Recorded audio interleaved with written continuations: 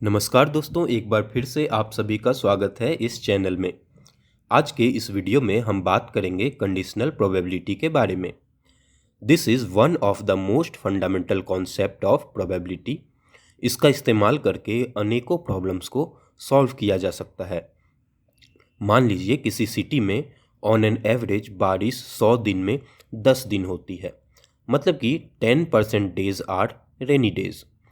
तो किसी random day में बारिश होने की प्रोबेबिलिटी हो जाएगी, probability of R is equal to 10 divided by 100 equal to 0.1।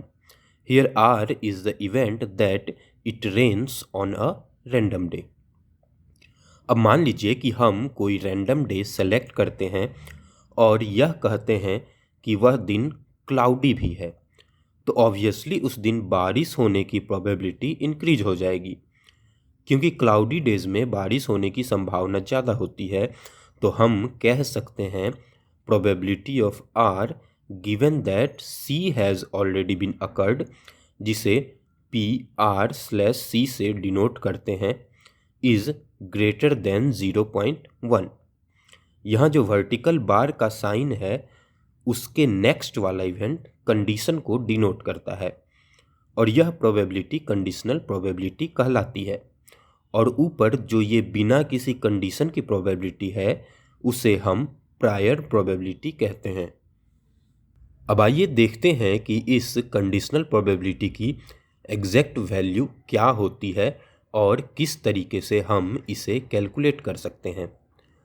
मान लीजिए कि किसी सैंपल स्पेस के दो इवेंट्स हैं, इवेंट ए और इवेंट बी।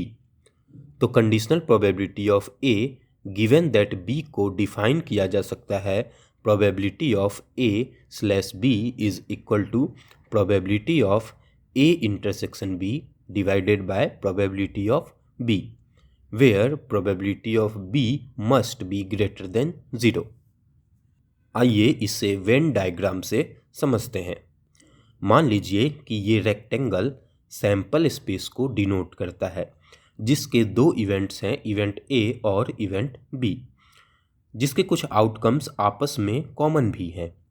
अब यदि कंडीशन यह दे दिया गया है कि बी हैज़ अकर्ड, तो हमें पता हो जाता है कि आउटकम्स में केवल इवेंट बी के आउटकम ही होंगे और सैंपल स्पेस के बाकी आउटकम्स जो बी के बाहर हैं वो आउटकम्स में शामिल नहीं होंगे। तो अब इस कंडीशनल प्रोबेबिलिटी में इवेंट बी के आउटकम्स हमारा सैंपल स्पेस बन जाएगा और ए के केवल वही आउटकम्स आने के चांसेस हैं जो बी में कॉमन है। तो number of possible outcomes of A will be equal to number of outcomes of A intersection B. तो अब अगर हम कंडीशनल प्रोबेबिलिटी निकालें, probability of A given that B, तो यह हो जाएगा नंबर ऑफ पॉसिबल आउटकम जो है N A intersection B divided by number of outcome in new sample space जो कि है एन ऑफ बी। अब न्यूमरेटर और डिनोमिनेटर दोनों में हम number of sample space number of S से डिवाइड कर दें तो हमारा न्यूमरेटर बन जाएगा probability of A intersection B और डिनोमिनेटर हो जाएगा प्रोबेबिलिटी ऑफ बी, और यही बन जाएगा कंडीशनल प्रोबेबिलिटी का फॉर्मूला, जिसका इस्तेमाल करके हम बहुत सारे प्रॉब्लम्स सॉल्व कर सकते हैं। अब आइए देखते हैं कि कंडीशनल प्रोबेबिलिटी के क्या क्या प्रॉपर्टीज़ हैं। मान लीजिए कि हमारे पास किसी एक्सपेरिमेंट का एक सैंपल स्पेस है S, जिसके दो इवेंट्स हैं A और B। तो प्रॉपर्टी 1 कहता है probability of S given that F is equal to probability of F given that F and both are equal to 1। Formula का इस्तेमाल करके हम लिख सकते हैं कि probability of S given that F is equal to probability of S intersection F divided by probability of F। अब चूंकि किसी इवेंट का इंटरसेक्शन अगर सैंपल स्पेस के साथ करेंगे तो हमें रिजल्ट में वो इवेंट ही मिलेगा, तो probability of S intersection F हो जाएगा प्रोबेबिलिटी ऑफ एफ। इसलिए probability of S given that F will become 1। इसी तरीके से अगर हम probability of F given that F की वैल्यू कैलकुलेट करें तो हमें मिलेगा probability of F intersection F divided by probability of F. अब चूंकि किसी इवेंट का स्वयं से इंटरसेक्शन वो इवेंट खुद ही होता है, तो यह भी बन जाएगा probability of F divided by probability of F and this will be equal to 1। अब आइए देखते हैं प्रॉपर्टी 2 क्या है। If A and B are any two events of a sample space S and F is an event of S such that probability of F is not equal to 0।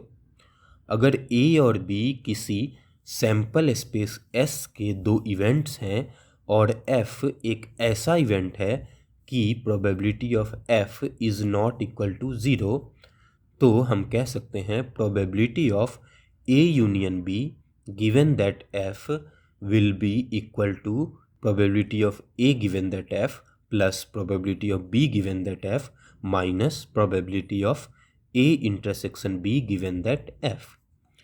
अब आइए इसे समझने की कोशिश करते हैं। Probability of A union B given that F को हम लिख सकते हैं probability of A union B intersection F divided by probability of F. इसे एक्सपेंड करके हम लिख सकते हैं probability of A intersection F union B intersection F divided by probability of F.